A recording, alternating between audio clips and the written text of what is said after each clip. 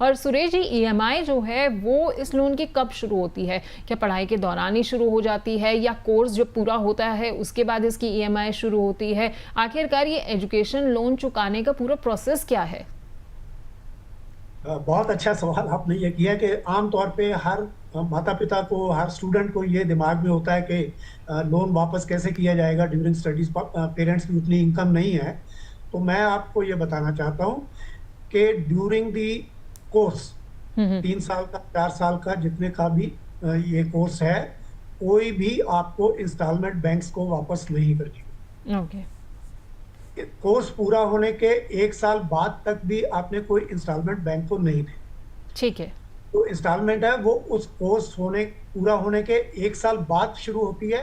हाँ, during the course आपको अगर इंटरेस्ट जितना आपके लोन के ऊपर लगता है, हम्म। अगर वो आप बैंक को सर्विस करते रहते हैं, तो उसका अंत में आपको जाकर के इंटरेस्ट बेनिफिट 1% का अवश्य सभी बैंक देते हैं। ये गवर्नमेंट की स्कीम है।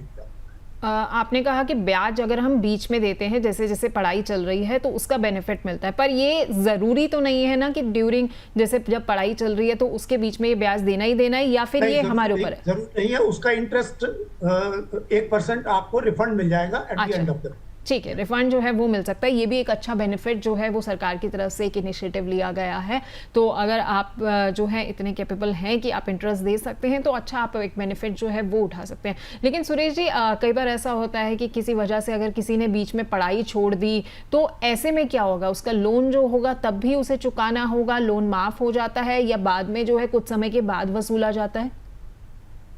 जो छोटे लोन है उसके लिए सरकार ने CGFE, credit guarantee fund scheme for education loan, CGFSEL, ये स्कीम बनाई हुई है। उसके तहत जो छोटे लोन आप 7.5 लाख रुपए तक के, वो गारंटी करवाए हुए हैं बैंकों ने। उसमें से जितना पैसा वहां बैंकों को मिल सकता है, 75% के करीब मेरे ख्याल है लोन का है, तो वो वहां से मिल सकता है और बाकी का फिर आपको देना पड़ता है।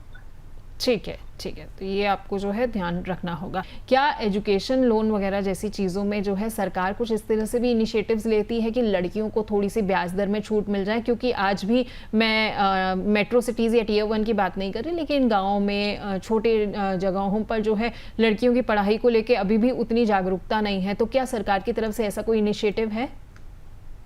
जैसे अभी अभिषेक जी ने बताया कि बैंकों की 86 लोन स्कीम्स जो हैं वो वेबसाइट पे डाली हुई हैं। तो में से कुछ बैंकों की कुछ स्कीम्स में 0.5% रेट ऑफ इंटरेस्ट की लड़कियों के लिए रियायत की गई है, रेट ऑफ इंटरेस्ट।